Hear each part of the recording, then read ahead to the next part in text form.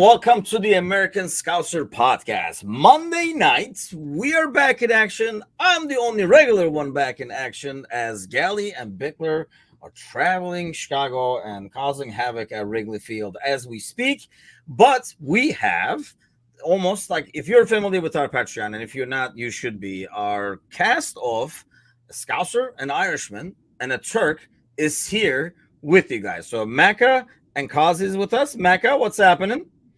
Nothing much. Preparing to go back to the drudgery that is working days. It was a nice 3-day weekend. Oh, you did have a full 3-day weekend. That's a rarity. That's a rarity. Yeah, it was a good one. Didn't have to do any work this weekend, which meant I could prepare for the game on Sunday. It was great. And a guy who rarely works, Kazi, what's happening? I'm good. Yes, it's always nice when the Reds win, isn't it? You know what I mean? It just feels, we got 2 weeks off now, and I don't need to worry about fucking Darwin Núñez missing sitters and Costa. Relax. Yeah, it is, especially like the ones before international break. When it goes well, it makes the international break a lot more peaceful.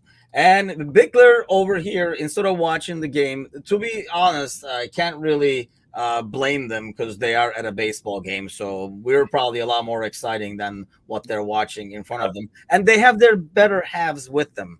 So the scenery part of Wrigley Field kind of comes out of the equation a little bit, which makes it even worse to be at a baseball game. But we did have a good old time with these guys yesterday. We did have our little American Scouser petting zoo, if you will, over here. We got to get together in Chicago.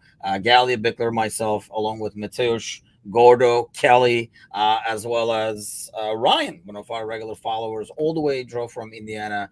Good times. I'll tell you guys this, but like I had not met Gally in person out of the entire gang and Ryan.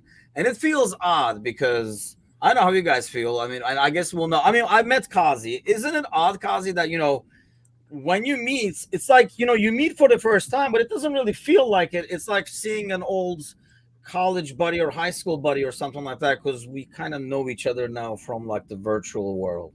Yeah, like I met Gally as well, and one of our regulars, Megan, who used to watch and stuff and contribute in Liverpool. And I'm taking them to like my pubs I go to in Liverpool. I'm like, why are you here? I don't get like it took me like a couple of hours just to realize like I'm standing there having a drink with you and like boozers I drink with in Liverpool. And that's funny enough, the night that we met John Achtenberg was that's right. The last day of the season when we lost the league in 21-22. We went up to him in a pub and he's with his German friends. And I said, yeah, unlucky this season. We had the Paris Champions League final. And then, we would have won it if it wasn't for those fucking mank referees. And I do not wince my words there. That was word for word what the fella said to me, which is very nice. That I love the idea that Klopp and the backroom staff are all sitting there going, these mank twats. Like, it really makes me happy that they like us a little bit. Like they look at them on the weekend, they go, fucking Andy Taylor again in United Liverpool. Like, fuck off. I just love that idea. So that's really cool. Yeah, I was pretty worried about that, to be honest with you, going into the game. But yeah, we'll talk a lot about the game. Obviously, we'll talk about some of like the moves that did happen, that didn't happen, and all that. But I do want to start by saying this, and I'm going to shoot the link over here in the chat, and I will also put it on the podcast. So if you are listening to us on Spotify, Apple, iTunes, whatever, it will be the link to join our Discord will be there. I mean, one thing, like yesterday when we get together, especially like when we have like followers there. And honestly, like you see the Discord channel over the last like week or two and stuff like that. I really like how cool. I mean, when I started this thing in the back, it was kind of like almost like try to create like a chat room and get people together and stuff like that. I don't know. I think it's like really cool that we have like a mini community established that keeps like growing and stuff like that. And, people helping each other out, people like, obviously we did the fundraiser and stuff like that. People like sharing their work and all that kind of stuff, like Sir Z's book that we'll probably share over here as well so that people can go check it out. I don't know, Mecca. It's kind of like a cool environment. And I do keep sending the invite because I do want us to get, that community bigger. But in some ways, that slow growth of that community has really helped it make it. It's almost like a family, and we keep getting distant cousins added on. I think you're thinking of an Irish family that slowly grows until there's no food left in the house. An Irish funeral, everyone's just pissed up and gets together. Yeah. and fights. Yeah, always fights. Yes, there is a lot of fighting going on, but it's all like good. Like I want to say actually, a lot of discussion. Obviously, Kazi pisses everybody off, so there's a lot of fighting going on there. But I don't know. It's always in good banter, and people can get on each other's necks. And maybe the famine analogy is right, because then the next day we're still like high-fiving each other. Yeah, I mean, listen, I want to say as well, like, and this is, my wife is due our second child in 3 weeks, and one of my Reckless Friday compadre asked me to share the link to my wife's registry, and there's been like over 20 gifts bought off this registry, which has been like my wife was very, very emotional about this, because there's people like, we've just never met in person, who were very kind enough to buy something off the registry, which is just mind-blowing to me and mind-boggling. So I want to thank you for everyone for that. It's very hard to go through every message and find out who bought everything, because I don't know. So I appreciate it. But it goes back to the case that it's a cool little chat room to be in, and everyone does feel kind of close. And, buying my wife gifts for our new child is just absolutely amazing. So thank you. I bought the most expensive thing, whatever it was. Thank you, brother. That was not you. Yes, that was. Yeah, I just came out there. Nice try. Yeah. I was gonna buy the most expensive thing. It was Would I beat you to it? We just added like a couple of items to get to as close as possible. Yeah, I mean that's a perfect example, I think. And what we've done with this fundraiser and stuff like that has been. I mean, the charity has been like awesome. So yeah. So if you're not in there, do join us. Come join the community. It's a good laugh and everything like that. It was awesome meeting Ryan yesterday and all that. But so we did watch the game all together at a pub. And honestly, we were like the largest group. There were only a couple of other tables with Liverpool fans. Not a lot happening. But I don't know about you, Macca. Let's start with you. Obviously, we're kind of like occupied with some people are meeting each other first time. So we're talking and obviously we're watching the game at the same time. But it almost felt like it was almost like a little too smooth. And Matush was talking about it this morning. It almost felt like we were watching a preseason game. Like at the end of the game, we were driving back home. We went out to lunch and we're driving back home with like Angie. And I was like, by the way, that was like a huge away win. But it just did not feel like that. Was it almost like too easy? Or, I mean, did you get the same feeling watching the game? Oh, well, the thing about it is we talked about in the post-match is that and mostly in mocking Manchester United and Eric Ten Hag is that he's had 3 years and nobody knows what the hell United are supposed to be doing. And Slot has had the bones of 3 months, and we look like he's been the manager for the last 5 years. And I think that's why it looks like such a routine preseason, oh yeah, so this is what it is. This is how we are. And because it's just so it's such a great smooth transition from Klopp not knowing what you're going to get with Slot, and he's just made all the right moves. He hasn't overly changed anything. He hasn't taken away the chips on a Friday like Moyes did at United when he took over from Alex Ferguson. And it's definitely Arne Slot's team, but it's not Arne Slot's team. It's still Klopp's team, but it's still Arne Slot's team. And I think it's just an amazing reflection of how good he does his job that we're looking at that and going, Old Trafford away. That's how we do it. We just keep winning there, and then you have to catch yourself and go, but it's only his third league game. Some managers have waited a while to get that away win. I mean, the Polish Prince says United put up a bigger fight in Columbia, South Carolina. It did feel like, and John says I didn't have the feeling of a big rivalry, and I agree. But here's the thing, we were talking about it this morning too. How careful do we have to be, Kazi? Do we have to come down to earth? How much of this is Slot? I mean, we can clearly say, and I agree with Macca, that you can clearly look at this thing. We were talking about that with my brother. I know Slot's job was a bit easier. Took over an existing squad. We didn't tweak it a lot. Some of us might not be happy with that, but maybe it'll be good for the long run. But you can definitely see, obviously, we watch this game every freaking week and maybe more than we should, certain highlights and stuff. You can definitely see a different style of play already implemented and everything. But yesterday's game, how much of it is us almost like getting better, and how much of it is United just being shit? I think there's a lot of both here. If my famous pie, if you cut some slices, cut me 2 slices. Let's get this right as well. We're playing a team who finished 8th in the league last year and lost 14 football matches. Yeah. If I said to you that fucking I don't know, West Ham finished 8th in the league, you'd be like, oh my, it's because of what the rivalry used to be and what the rivalry is. Liverpool have won 2 out of 12 there, by the way. There's been some draws before yesterday, but we have only won 2 out of 12, which is not a great record at any round. But we are playing the team who finished 8th. There's a part of this where you go, the difference is for Liverpool is that when we beat them, we fucking beat them handily. Like, we whacked them. When we beat them, we whacked them. They don't beat them 2-1. Like, they beat us 2-1 a couple of times, I think, in the last 3-4 years at Old Trafford. Remember Rashford getting one. But anyway. But when we beat them, we battered them. Because they have a 0 backbone.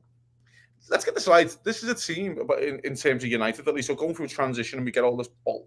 They are 3 years in. And I wouldn't take any of their players over ours, including Bruno Fernandes and including Kobbie Mainoo. I wouldn't take any of them over my team. Liverpool have went out there. And I will say this has been a negative for Klopp a little bit, and I do think this. Sometimes he's went out there and given too much respect.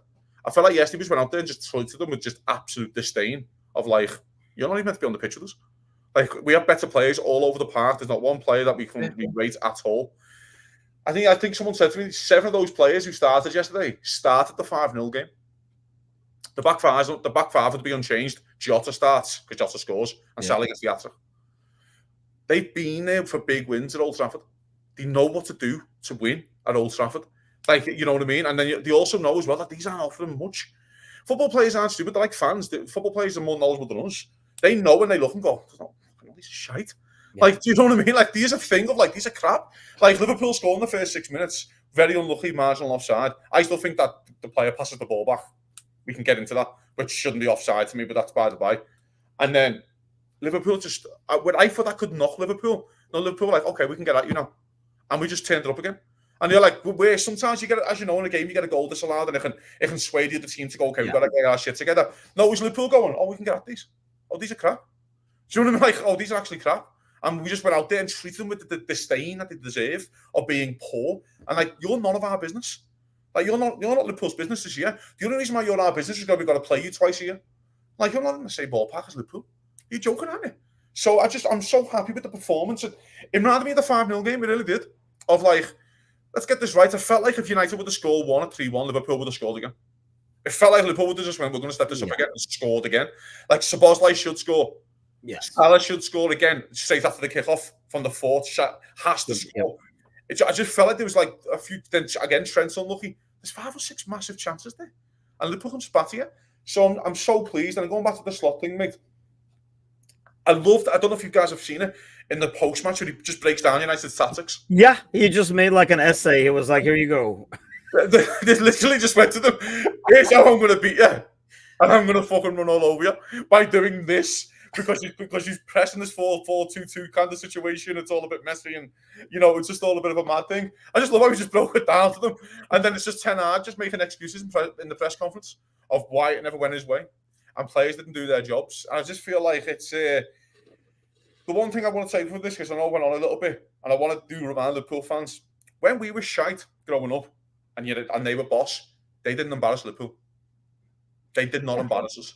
We've embarrassed them countlessly for 5 years, 6 years. We've battered them. One time they beat us 4-0 at Old Trafford, and Hippier got sent off in the first 5. Right? Marco, you probably remember that, or 2 or something, I think it was, mate, yeah. And they never battled us. We always got results against them. We always played well. If they beat Liverpool, they knew we were in a fucking football match to beat Liverpool. We went there 3 times now. There. We beat them 7-0 at our ground and a couple of 4-0s. By the way, these 4-0s that people just forget about. That we it's 4-0. Thiago won, when Thiago just looks like the best player I've ever seen wear a Liverpool shirt for 70 minutes. And you're like, we don't even talk about that game. Yeah. Mane's pass to Salah's one of the greatest passes of football you'll ever see. Because we battered them. It's just a stain. Go away now. Pathetic. See, I think that's a good point. I didn't think of the fact that that was my worry, I guess, going into this game, because obviously I worry as a lifestyle, like I always say, but because it was at Old Trafford, I think it was at home, I would be less worried because you see the squads. I think that's a good point that maybe some of these guys already know and have beaten them there, and they're like, it's not all that it's made out to be, kind of a thing. But at the same time, Micah, it almost feels like, I was telling this to the Tish this morning too, that Old Trafford has become what like Arsenal games were used to be, where if you were able to do something early, you could turn the crowd on them. And actually, it almost had like a negative effect on the team because kind of like yesterday, you know, like Rashford, they're like bitching about the substitutions. They're not happy about everything. And that kind of gets into a player's head because they know if I do a missed pass, now I'm going to hear it and stuff like that, almost like they're in an away game. Do you think that kind of like is almost like making it worse for them? They can't turn things around because they kind of lost the home field's advantage. I think the better analogy is that United have become Everton. And for us, especially, they're relegated to, you know, it's a game you have to be wary of and anything can happen, but they're still Everton. We're not worried about them outside of the games that we have to play them. The fact that their supporters keep leaving on like 70, 80 minutes, so even not a bit earlier when things aren't going for them, it's number one is very Everton-like, but number two, you can't create a fortress at your stadium if your fortress is leaving before the final whistle, and a good 25 minutes beforehand. So I think that does play on the, like we talked, I think last season a lot, whenever we talked about United, about the players having no confidence in Ten Hag or just they're not afraid of him. There's no fear factor for them to play to their best. And if they're going to get booed and attacked by their own supporters or ignored, even worse, they have no reason to make United a fortress because they're probably all looking for a move away from there and just trying to pick the right one. I think it's fantastic because we never did that. The only time Liverpool fans walked out of the stadium is when Hodgson was in charge, and that was more to do with the owners as much as it was to do with the manager and the performances. But other than that, even in our worst times pre-Houllier under Roy Evans, we stuck, Liverpool fans stuck at Anfield beyond the final whistle because the ethos is a lot different. I was trying to explain to somebody the other day about Manchester United and Liverpool. When I was growing up, Manchester United would have all of the money. They would have been like the Chelsea at the time. They would buy the flash players that everybody else wanted and didn't win anything, a cup here and there. Whereas Liverpool were the shrewd and Forest to a lesser extent with Brian Clough, the shrewd investors who saved up their money for the right player, but organically built their teams and then won all the trophies as a result. And I think it's coming back to that now. They're looking for these solutions, like the fans are, we got to buy this player. We got to get this hot new manager from Ajax. He's going to bring the Ajax way to United and we'll be successful again. Then they go get him and nothing. We got to get this Ugarte player. Who knows what's going to happen with that? We've got this what's the kid's name with the weird face? Hoyland. Huh? Yeah. Look, I mean, he's like the next big thing. Meanwhile, we have 5 of them, and we just beat your team in pre-season. Yeah, and we do it organically. And I think that's they're becoming Everton. The way I look at it, between the fans and the ownership and their manager choices and their player choices, it's the downfall of Everton. If anybody remembers when Everton were actually somebody worth thinking about. I mean, there's an argument here though, and it's going off this with United, and I always think about this. They've had 2 good managers in their whole history, which is Busby and Ferguson. The rest is where they are in the table. That's where United have got to go back to where they are. No, you've had 2 managers in your whole history who were half decent, and now you just basically reverting to norm of what you are, which is that's what in the 80s. That's what Mac is referring to. That's what you always were when you had like Brian Robson and Paul McGrath and McClintock and like Steve Coppell and players like that.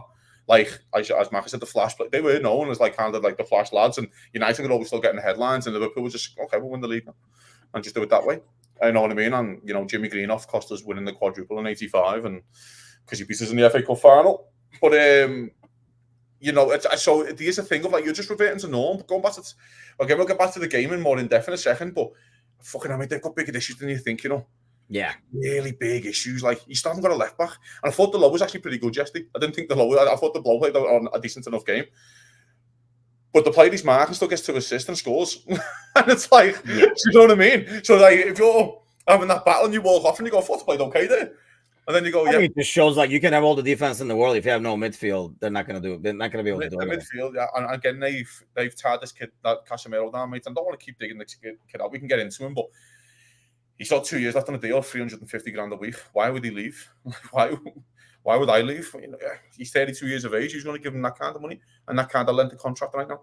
So John says he went to the lucky bastard. Yeah, he said I went to the game yesterday. Surprised 10 to 15 minutes before the game, even before they kicked off. That they were not there. I think this was like a game where, probably due to the recent history, that there's always hope. Like there were times, sadly, where we had an abysmal squad going against an informed United, and you always had hope because of the rivalry and that they would take the game seriously and pull something out. But at the same time, you were like, oh man, it can get ugly. But it never got ugly, like you were saying, Kazi. It was never. I mean, yeah, like this 3-0 just happened to be like a regular win. A 3-0 in a rivalry like this used to be, holy cow, like blew them out of the water, right? Like just like demolished them. Whereas now we're like, I mean, 3-0 is nothing next to 5-0 or 7-0 is where it's at. But I want to ask you guys this, because John was saying this, I think, earlier. And this is something we discussed with like the Polish Prince this morning. Should we get ahead of ourselves because in the first 30 minutes, a better team could have scored against us? But at the same time, I guess this is where I'm torn with this, Mecca, is we do this, right? When we play well, we try to give the least credit to ourselves, and we kind of look at the other side and say they're shit. Whereas, like Kazi was talking about earlier, you listen to Slots in that post-match, and he basically is the tags, and we made him look a lot worse than they are. I know they're not good, but I feel like what we do out there makes them look a lot worse than they are. But I mean, how much should we get out of ourselves? Like, do you look at these first 3 games and say, man, this could be a good season, this could be a title chasing team, or you're like still cautious and say, well, let's see how it goes? I mean, I wouldn't say it's a title challenging season, but I would not be surprised if it is, because what Slot has done, which I think has fixed maybe 50% of any issues we might have had with the club, is the defense is solid. Like they defend to defend rather than defend to counter-attack, if that makes any sense, or counter-press rather. That's a good way to put it, actually. Which is what we did under Klopp. But this team like drops back, fills the spaces, almost Rafa-like, sticks to their task, and even to the extent that near the end of the game, I think Darwin Núñez had dropped all the way back to help. 91st minute, he was like corner flag winning the ball, and that's I mean, for a different conversation. But one of the things we do like about Darwin Núñez is he's not afraid to put work in. But I noticed that in preseason, like players were throwing their bodies in front of shots from outside of the box. I remember reading a while back, a good few years ago, that in the coaching terms, Klopp allows shots from outside of the box. So it's not something that we worried about per se, because we had Alisson in goal, so you kind of trust him to do that. Whereas Slot seems to be saying no shots, just none. If they don't get any shots, we've nothing to worry about. Which means that when Alisson did have to pull out saves, like he was there for them, and you're kind of like, oh, he's there, he's on the pitch. I forgot about that part, because we're defending to defend, and I think that alone is going to be a huge thing that we might not notice because it's 3 games in now, but we'll notice coming up to Christmas. Hang on, we've got how many goals conceded?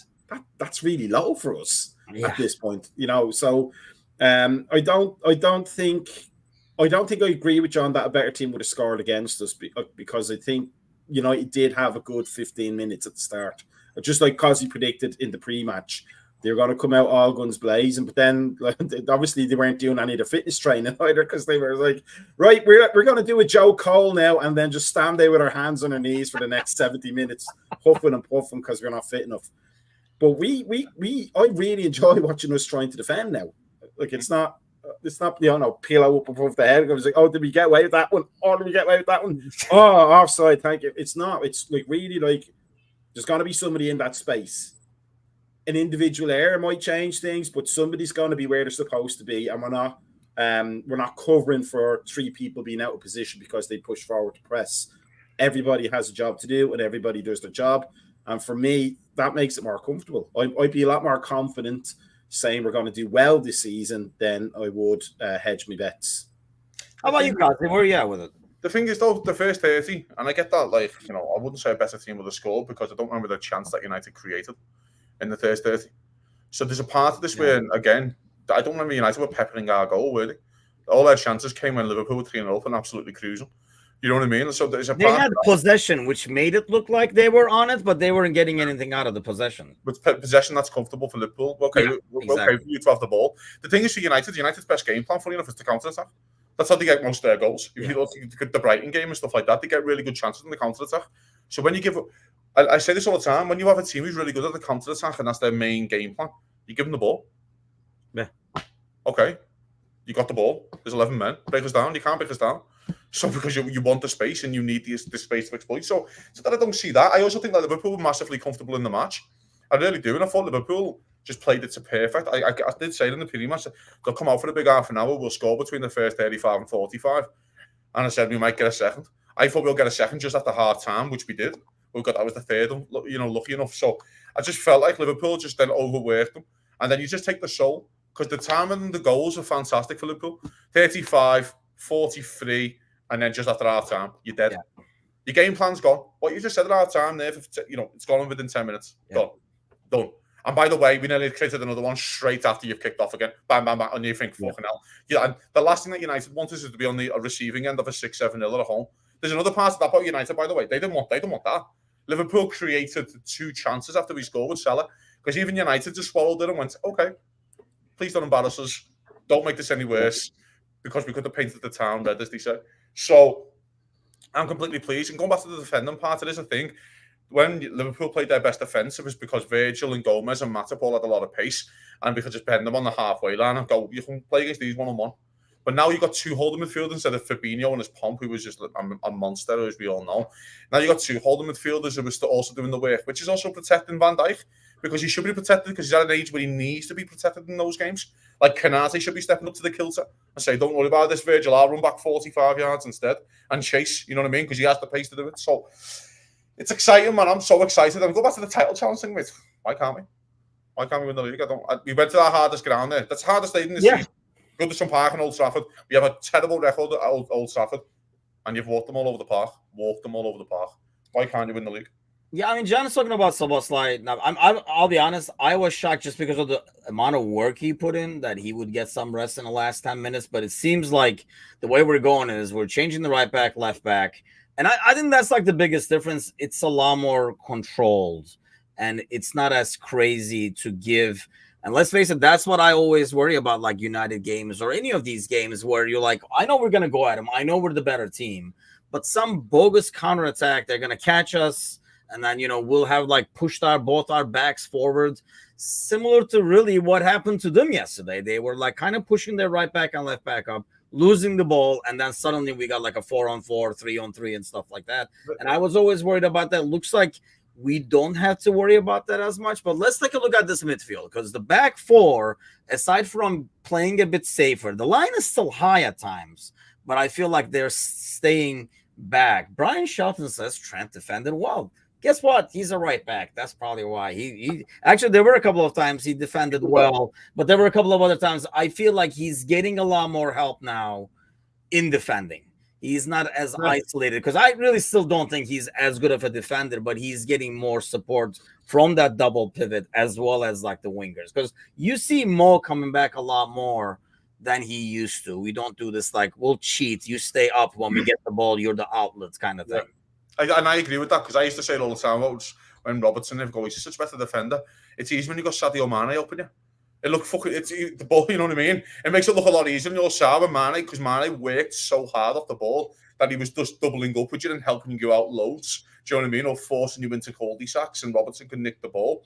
And then Trent could just get isolated. Do you know what I mean? And then Henderson had to do a lot of his covering and a lot of his running. And that's what Henderson's job was, to be fair, because Trent was so good, tactically. So, and I thought he defended really well yesterday. And I'm really, really gutted that celebration doesn't count. Because, my God, I was so happy when he did it.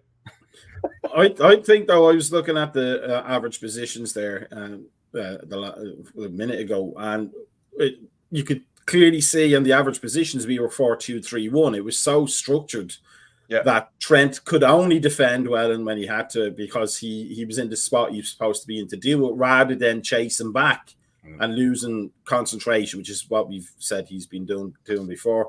Yep. But also just kind of going back to the possession, that stat thing, like Rafa used to always say you can control the game without having the ball. And that was like a big thing for him. And I think that's what we did. I think we did the equivalent of putting our hand out on Man United's head and let Man United do all these little quick punches to start till they tore themselves out. And then we went, okay, now we're going to show you how to do it. Yeah. And we controlled. They had all the ball for probably the first half. I think their stats where they had most possession. But they played the ball in areas where we were like, yeah, you can have it over there. We don't mind. I thought we were happy. Yeah, and you play 20 passes. We only have to win the game. We don't have to win at 7-0 again because it's a 6-pointer already for you guys.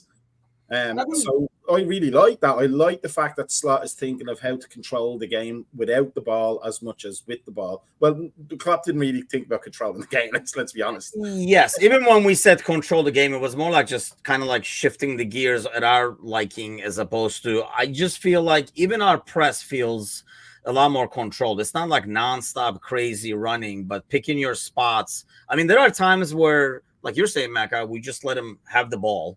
And then, but there were times that we were like, the trigger kicks in and suddenly we're just like overcrowding them. Once we saw the right back and left back push up, and then Casemiro or Maino has the ball and stuff like that. And you could see the ridiculous overcrowding. I mean, there were times where we were pressing with 3 people with 4 of our players and stuff. So the press is still there. It just feels a lot more control. But before, like when we were talking about like towards the end of the transfer market and moves and, we were saying like who's going to play and stuff. I want to ask you this, Kazi, because you said when we were talking on Friday mornings that Slot said, you know what, this is my 11 until the international break. And then we'll see how it goes. And then, we'll change. I mean, seeing these first 3 weeks, do you see? I cannot see. I know we want to see certain players get more time, but based on performance, and they will get more time because like League Cup is starting and Champions League and stuff. But starting 11 for a Premier League game or any game that we're gonna go out there, do you see any reason to change anybody where you were like, I would like to see this person here? Stuff this because I think the West Ham game's been moved. So we've got Forest at home, AC Milan away on the Tuesday. And you think to yourself, that's a close turnaround. The one thing about this new Champions League, which is confusing everyone, because we've never seen it happen, so we don't know what it's like. We don't know how many points you kind of need. But you don't want to lose your first away. Like, I don't feel like that's a good thing, even though there's 8 games. Do you know what I mean? Like, I don't. So there's also a part where you go, do you do that one for the AC Milan game? Like, most of that one, the 3-4 changes for Forest. There's a couple of easy outs here for them, brother. Is that, for example, McAllister and Diaz are going to be in South America. So when they come home on Friday morning and he goes, you're too arrested, you're used to start at the San Siro, you get your easy choice in. And same with Darwin Núñez. So you go with Gakpo, Jota and Salah. Okay, and then you get your Elliott in. And then you might be able to get your Jones in. And before you know, he's made 4 or 5 changes based on the international as well. But if there was none of that, I think this is his 11. I would say this is his favourite 11. What I would say is that, again, going back to this, I was, as you know, I was a big fan of the 6 striker thing, and I've been saying it. He would treat these 3 games separate and go, the season hasn't even started, but I'm playing my 11 favourite players. I'm having tactical things. We won't see Trent getting taken off in the 75th minute every single game, but he's going to warm him in to the season. He's warming Robertson in because, as you know, he's been carrying a few knocks. He's warmed in. I think he's took him off every game, Robertson, I think. I think so, yeah. Yeah, he's took him off every game. So I think right back and left back we've taken off every single time. So there you are. And then, you kind of look at it and think, this is why you have squad depth, but I think this is always going to be his 11. I felt like that was from the start, and he's did that. And now coming up, Liverpool have 5-6 really favourable games. And I don't want to say that because it's like, as you know, he always comes back to bite it on the arse. But I just feel like that you can really get the lads in, get Núñez up to shape. I thought Núñez looked good when he came on. He looked sharp, which I made up. He hasn't started the last few games. I said this from the start, and that's not my personal thing of him. I just felt like you're thrown into the wolves a little bit. But I also think Gakpo deserves a couple of starts here. Whether that's West Ham and AC Milan or Forest and West Ham, I feel like Gakpo, just because of his summer.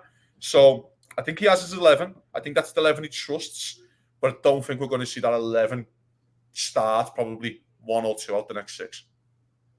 Yeah, I mean, when you looked at the early schedule, I mean, I know no game is given. I mean, tell me about it. But in terms of like on paper, this last game, Old Trafford away, was probably like, the one that you saw, we might lose like 2 points there. And there would be no shame in it I mean, like going into the game, I think we would not be happy. I know what my brother was asking me, like, would I take a draw? Because he would take a draw, and I think that says a lot by itself. He was like, I'd be okay with a 1-1.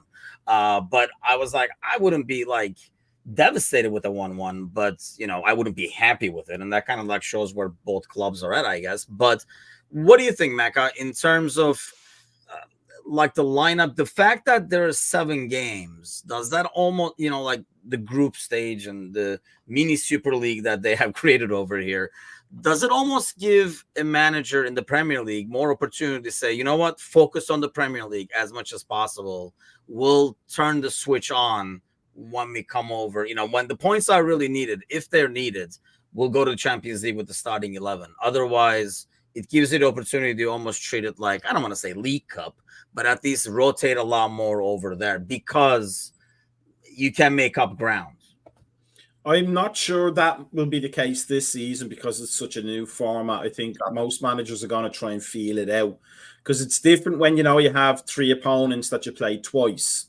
Because if one of them's the wooden spoon opponent, you should be looking to win that with your second team if you're a club like Liverpool. So you put those out for, whatever the, Shamrock Rovers or, Aberdeen or something like that, whoever gets into that spot. So, you've got 2 games you can play around with, but then you might have Dortmund as your top opponent. So you need to put your strong team out with that.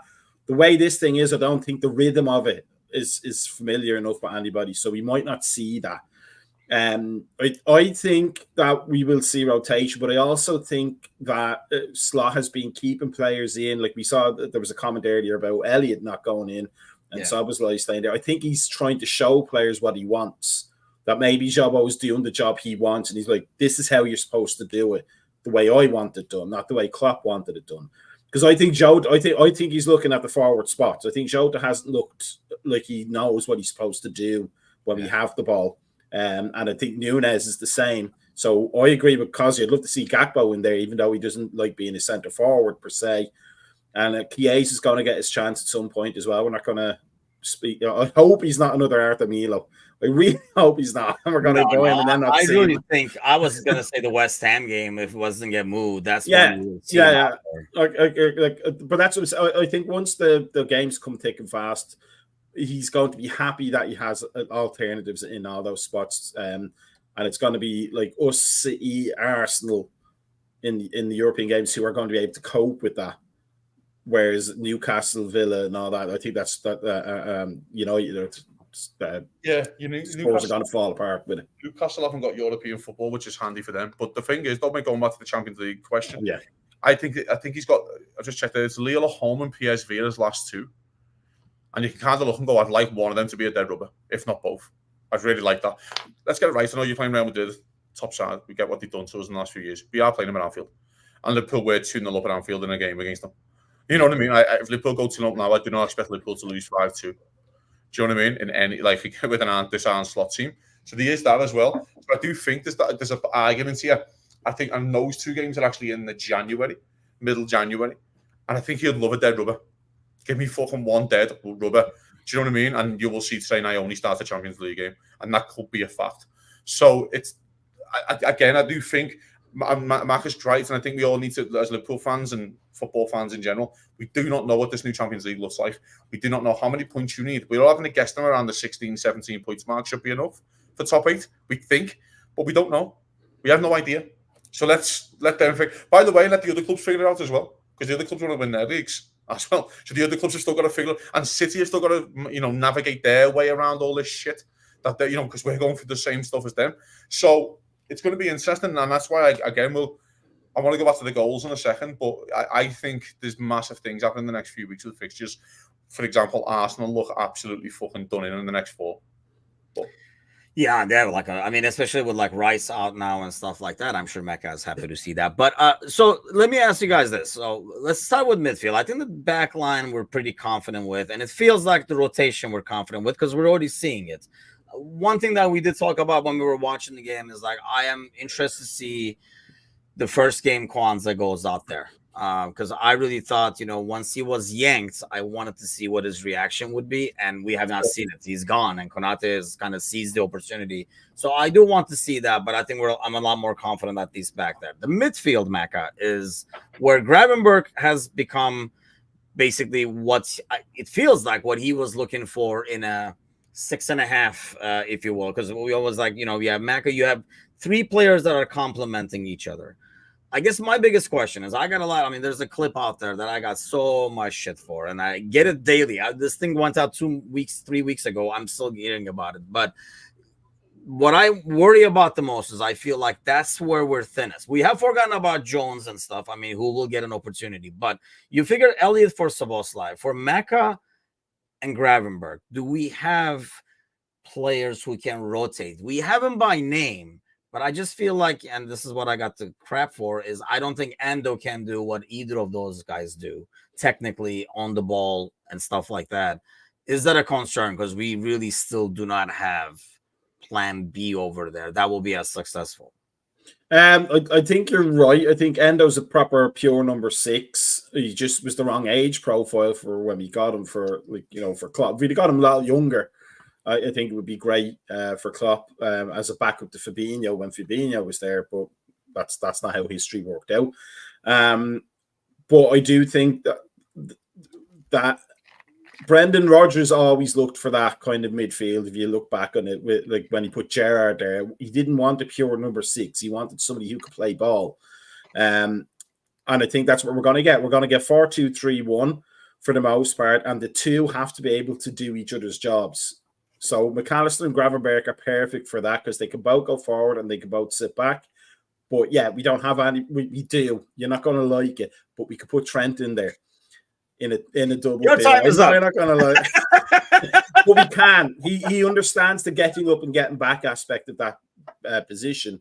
But he's not a pure number 6. But we'd have to do some mixing and matching, and maybe that's why Elliott wasn't making an appearance. Maybe that's, as I said, that was the little education part for him. I think Jones could do it in there, in the pivot. He can get overly aggressive sometimes, which we love in one hand, and on the other hand, you probably don't need it. But I would be not adverse in January to getting somebody in who can perform at least 2 roles in the central midfield spot, just to beef it up a little bit. But I know Gakpo can play a little bit in midfield, but it's not where I'd want to see him. So I think it's an area of squad depth weakness. But the actual players we've got in there, see, like Gravenberg is like a whole new player. Like as cliched as that is, I just love watching him play that role now because it seems like he's figured it out. It's like, okay, now, and now we know how to do it. And I should have just had a Dutch person explain it to me for the last year and a half or whatever. But I think the style is different as well. And yeah, Brian is saying come on to Muchin because I know he wants me to. No, I am not going for in any shape or form in like putting Trent in midfield. And we see why the last 3 weeks. So let's put that to bed. But John says Endo, Curtis, Harvey, Morton, Leone. I guess the thing with Curtis, and I don't know if he'll be able to change this. He has changed his style in the past, Kazi, but I feel like he still plays a more high-risk, high-reward club style sometimes when he plays that position. Whereas this, I feel like, they turn with the ball and stuff like that, but it's a lot safer play and not taking players on unless you're intercepting like Gravenberg in the first ball and stuff like that. You know what I mean? Like, it's more about like creating space, moving. There are certain set plays, if you will, or styles of play, like one-time passes that are going to the right wing to Mo and stuff like that. But is that can you make another 2 after Gravenberg and Mecca? There's a lot of duo that complements the same way. This has been interesting listening to you talk there because there's a lot to break down. Fit, I think the midfield, fantastic, brilliant. Gravenberg, McAllister got it together. The first 20 I thought they struggled. And then they realised that Casemiro turns like a fucking 10-ton truck and they can just nip the ball off him and they just really worked it out, which is fine. There's a part of this though, where would Zubimendi start?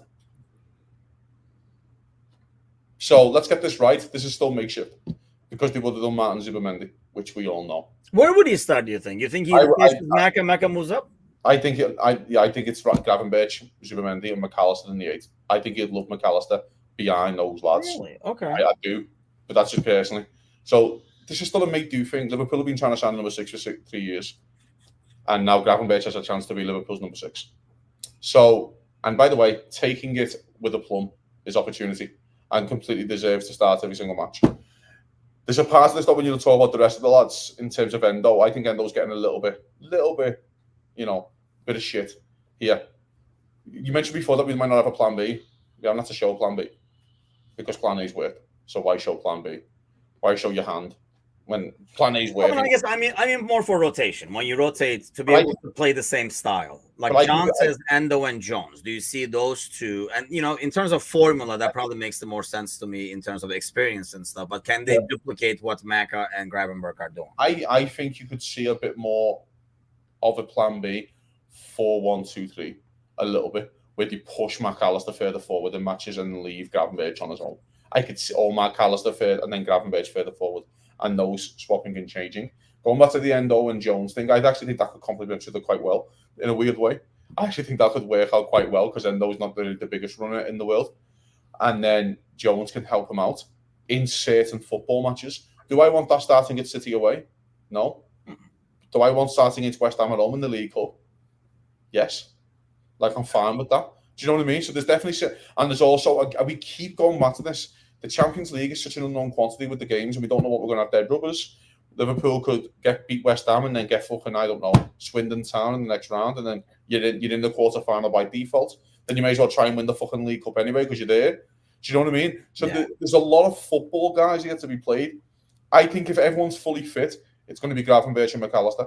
Do I expect Gravenberch and McAllister to be fully fit for the whole season with no international breaks? No. So Liverpool have to make do. But there's also a part, and I keep saying it, that Liverpool have tried to sign number 6 for 3 years and haven't succeeded. But Gravenberch has an opportunity to be Liverpool's number 6 and save Liverpool a lot of money. And that's what happens when you've got to seize your opportunity. So hopefully he can do that and he can become Liverpool's number 6 because he looks excellent in the role. And he was absolutely brilliant again. But again, I do think that the Morton one's weird. Don't know. Not sure. I haven't seen him in 18 months kick a football. Can't remember even what he looks like. Well, let's be fair. Let's talk frank here. Everyone goes, well, Morton can do that job. I haven't seen him properly kick a football for 18 months.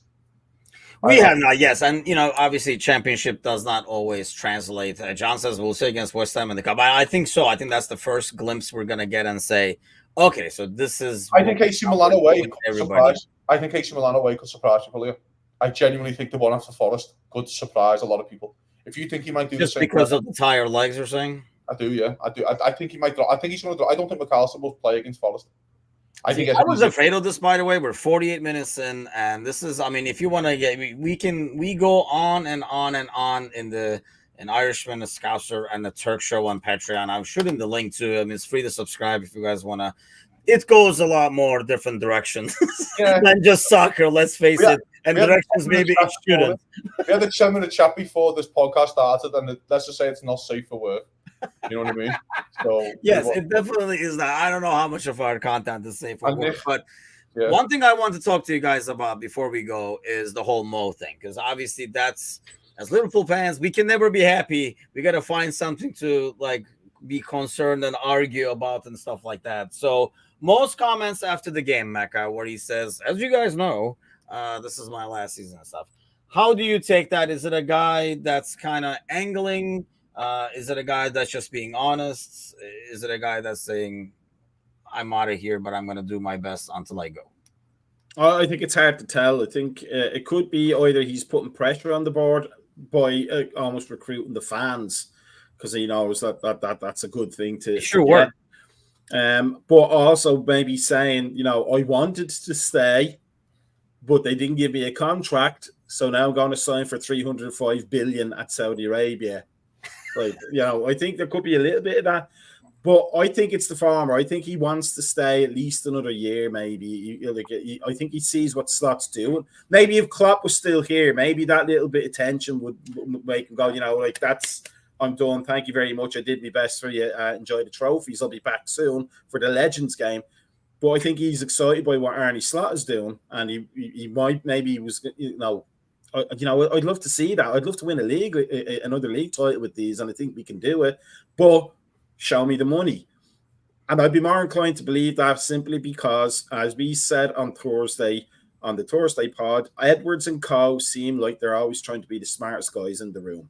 They're always trying to look at the balance sheet, and managers and players and fans, they want to walk around and go, we won the trophies.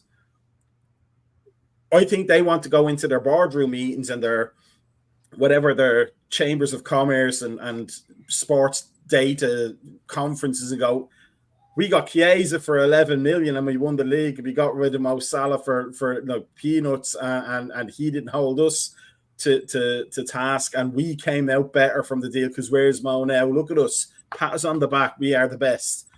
That's what I think their whole thing is. I don't think they think in terms of soccer or football, to please some people. I don't think they think in terms of trophies. They think in terms of the balance sheet and the data and Moneyball and how great they are at being smarter than everybody. We saw the same thing during Rodgers' era, which is why I have no love for Edwards and all that. Whatever we say about Brendan Rodgers, that whole schism was a big factor in that whole thing falling apart. And I think there's always a danger that might happen again. I've no doubts that there's a reason they left when Klopp was there, and there's a reason they came back when they knew he was going. Yeah. And we might suffer for it later on because of it. This Salah thing. First of all, I love listening to Salah speak. I think he's proper clever. He's articulate. He really gets it. Yeah. But I also think he knows when he's being cheeky, because I think he took the piss there for the last half an hour and he's just having a laugh with it, which I love, by the way, when footballers just start showing you the childhood dreams of I'm going to take the piss at Old Trafford. I did exactly what I would do, is doing rondos with the rest of your teammates and trapping the ball in your ankles and shit. So it's a dream. So there's also a part of this where if you're Liverpool and you're the nerdy number guys that we hire to do this job, you find me a player who gets Mo Salah's numbers, who's left-footed, who's 23, because there isn't one in the world. So, by the way, but we're trying to find the new Mo Salah. He didn't have those numbers at Roma, fine. But until you can get me those numbers, there's no better player in the world. There's no better player. By the way, it's an argument that he's the best player to ever play for Liverpool. That's the argument that you're getting into the stage now. That's the argument he wants, too. And I actually think there's an argument that I genuinely think this is how much of a sick twat he is. I genuinely think he looks at Alan Shearer's record and goes, I'm 100 goals off and I can get that.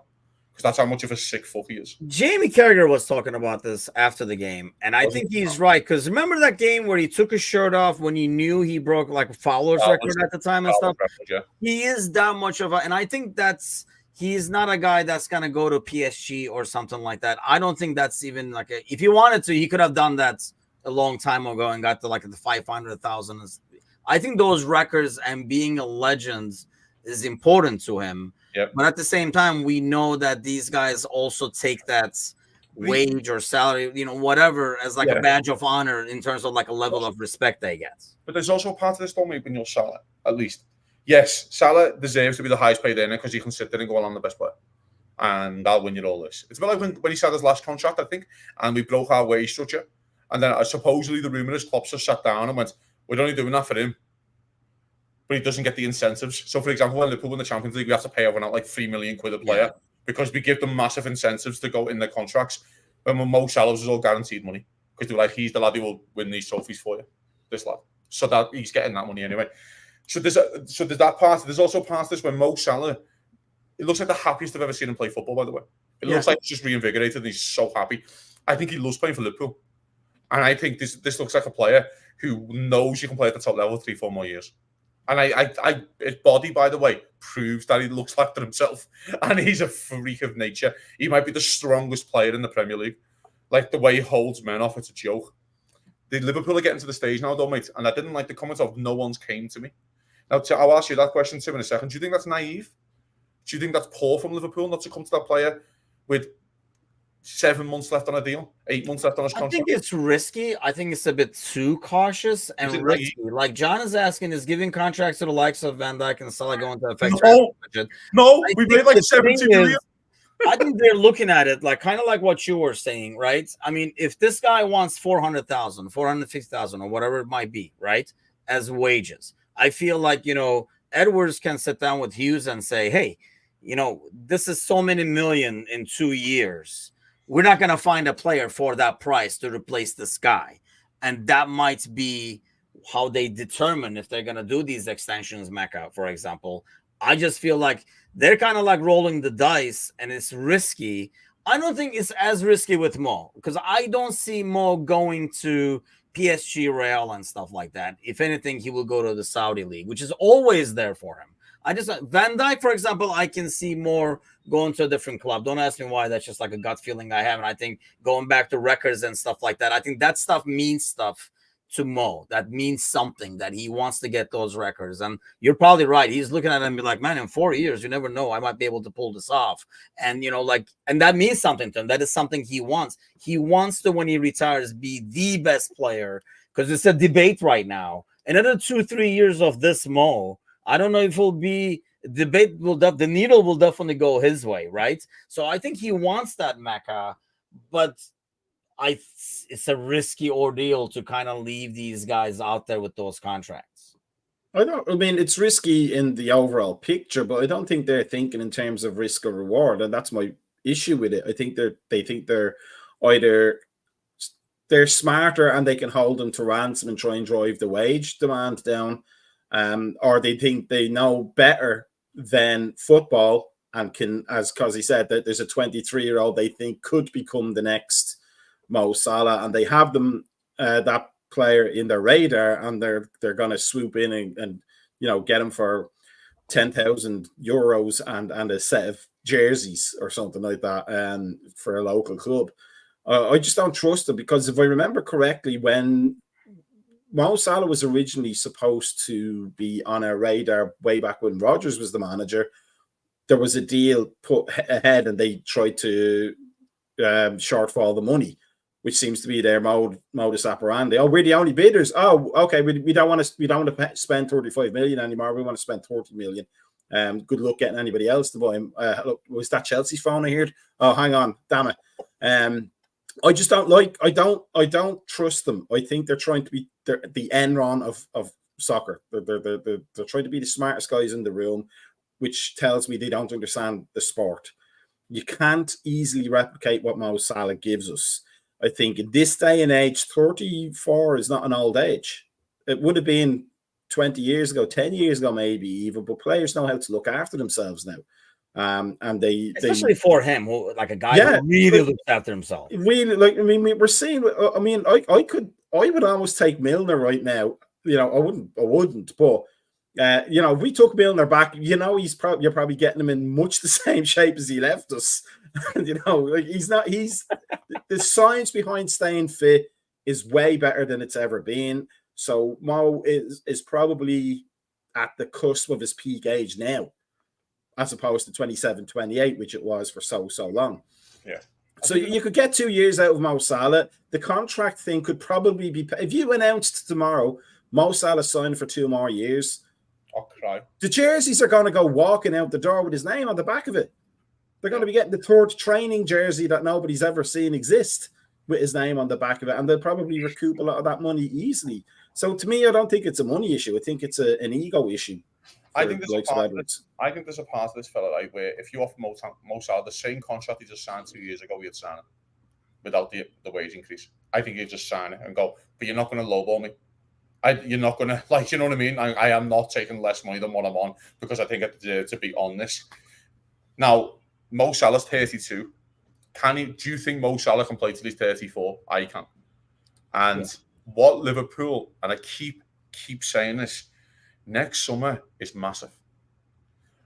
Just get that tied off for 2 years, your right-hand side, and it's something that you don't need to worry about. It's done. He's done. That guy's got your numbers. He's a big collective number guy. You love a number. He's got your spreadsheet, you little nerdy fucks. So just fucking leave your right-hand side alone and go, get Trent boxed off, and you go, that's my right-hand side for a couple of years. The other lad signed for 5. He signed for 2, boxed, sound. Because I keep saying this with our defence. Virgil, Canate, Trent, and Robertson. They have a maximum of 2 years left in their deal. You've got a rebuild to do. That's guaranteed numbers. That is guaranteed numbers. Just leave it alone. Don't try and be smart. Don't try and be clever. Go and get them boxed. if you want to do Virgil, if you want to have a look at Virgil, no problem. I would do Virgil as well for 2, and I would do Trent for 5, and then I would worry about getting Canate tied up, and then I'd look at the left back, to be honest. But that's for something else. Yeah. And we can all go from there. The numbers, mate, are off the chain. It's an absolute joke how good the numbers are. Yeah. He doesn't look signs of fading. I remember in the chat in the summer, I was like, he was fucking so unfit towards the end of last year because of the injury. His first injury he's had in 6 years. He's had the fucking summer off. He comes back. He looks like the best player I've ever seen. Yeah. He looks better than when he came in and he scored 44. I reckon he's looking at himself going, I can beat that record this year. Because that's how much of a freak he is. Yes. Extra games in the Champions League and he looks and goes, I'll fucking beat that, no problem. Do you know what I mean? And that drive and that hunger, by the way, is so hard to find as well. And I think, listen, mate, we already know about the ownership, mate, and it's frayed at best at times. People are split on the ownership, no problem. If you let these 3 walk out the door, or even 1 or 2 of them, you know what I mean? You're starting to look and go, fucking hell, this isn't looking good. Cersei's saying, in a very Cersei kind of way, the Edwards 2.0 is not panning out, is it? I honestly think that is way too freaking early. I don't consider this summer. I'm okay with them going after a guy they really wanted, and when it didn't happen, not going on getting Arthur or Davies or Kabak or something like that. I'm totally okay with that. And maybe because obviously these, results kind of help and stuff like that. But yeah, right. But I mean, I think we still have to sit and wait. I get the feeling next international break, maybe not this one, but next international break, we get some extensions in. And that would be like October, I think is when it is, like middle of October or something like that is the next one. Yeah. I really feel like it will happen and it will not go to January. But until somehow like all these guys walk away for nothing, I think it's just too early to say 2.0 is not panning out. What do you think, Macker? No, I don't think it's 2.0. I think it's Edwards 1.0 redux, to use stupid Blu-ray DVD terms. I think they're trying to continue where they left off, because before they were so rudely interrupted, as that album title says. I think it's the Animals. That's who it was. I think if they're going to be leaving until then, they better be. I mean, if Salah didn't say nobody's approached me, I'd think that, but he said that. So it's either a lie or it's true. It's more likely to be true, which means if they said, give us a chance. We've got a few things to sort out with the new manager coming in, but we're going to sit down and we're going to have a chat about this. And I think you'd be quite pleasantly surprised. That's a different matter. But clearly nobody has said anything to him, which means they're not just the inefficiency of it, but they're also pissing off their best player by disrespecting him, by saying, you're not important enough for us to talk about. We know better. We're the Enron guys. Trust us. See, I know what you mean, and I just don't agree with it. I don't think that's the way they're looking at it. In some ways, is it like they're going to attack all at the same time, Kazi? Because Van Dijk pretty much said the same thing. So, which if they go to Van Dijk and start talking to Van Dijk first, I think that pisses off Mo even more. Or they talk to Mo first and not to Van Dijk, I think that pisses him off more. Is it just a matter of taking a look at what the hell they have and make a move now? I mean, obviously, we're going to see in the next month or two.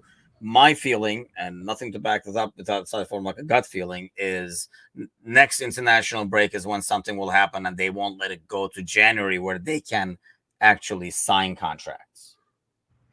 It's so tough. I don't think it's anything like, you got to go to him first or them first. I don't think it's anything like that. I just think it's more they're trying to buy time. But I would also love the club to go, we really want to sign you, just give us a few months because we're trying to get some shit boxed off. I was like, even along those lines would be fucking kind of nice. Do you know what I mean? Or we're just evaluating a couple of things, but, kind of deals. So, I don't know, man. It just feels naive to me. It really does. It's not the Edwards 2.0 kind of thing that I'm worried about. It's more, what are you thinking? What's the chat in the boardroom? What is it? Because I don't see it. Maybe they're seeing something different from the pitch to what I am, in terms of the 3 lads, by the way. Because I'm seeing Virgil play outstanding. I'm seeing Mo Salah the best he's been in years. And I'm seeing Trent growing into being one of the most gifted football players in the world. So I'm starting to get to the stage where I don't know how smart you can be. I don't know how clever you can be. The Chiesa deal gives me a bit of hope that they're going to go to Mo. We want you to sign, but you're going to play 35 to 40 and not 55. Do you know what I mean? And that gives me that hope as well to go to Mo. We've got to manage it then, because we can't just let you go. We're going to give you a 2-year deal, and you're playing 60 games for the next 2 years, every game, every single game. By the way, Mo Salah doesn't miss football matches. I remember he started like League Cup third round games at home against bums. Do you know what I mean? And it's just like, I remember he started dead rubbers in the Champions League away from home. Was it Midtjylland? Yep. Remember Midtjylland? He's done that, did he? 110 and minutes. Jota got injured. Jota got injured in the game, and it was just mad. And someone else got injured, I think, as well. But anyway, I think there's a chat with Mo where you can go, we're going to worry about you and manage you and stuff like that. So, yeah, it's interesting, man. But I hope they sign all three. Before we wrap it all up, though, it's not a zero-sum game. Like it's not like we can only chat to Mo and then chat to Virgil. Like they can actually bring them all into the room at the same time and go, we're going to chat to all of you. Give us a chance. No, but I mean, I think, you start that process at the same time. If you're at the negotiating stages with one of them and you have not even approached the other one, I think that's like a much worse look overall to the other player. I mean, I would take it personally if I'm the other guy. I don't know. I don't know why I feel like I'm more like optimist on this one. But before we go, real quick predictions, very early predictions. Kazi, by January, are there any extensions? Sign all three by January. You think all three get extensions? Yeah, I don't think you can let them go into speaking to the foreign clubs, especially Trent with Real Madrid. I don't think you can let that happen. So just all three by January. I'm not sure. I have no confidence that they're going to do it right. Let's wait and see. Well, gentlemen, thanks a lot. And we got to bring back this month. It will be back on Patreon. The Irishman, a Scouser, and a Turk. I never remember what order we did it in, but we'll see you guys then. Thanks for all those commenting and joining us today. Give us a like, subscribe, and all that kind of stuff on the bottom. And then we will see you guys on Wednesday morning. Take care.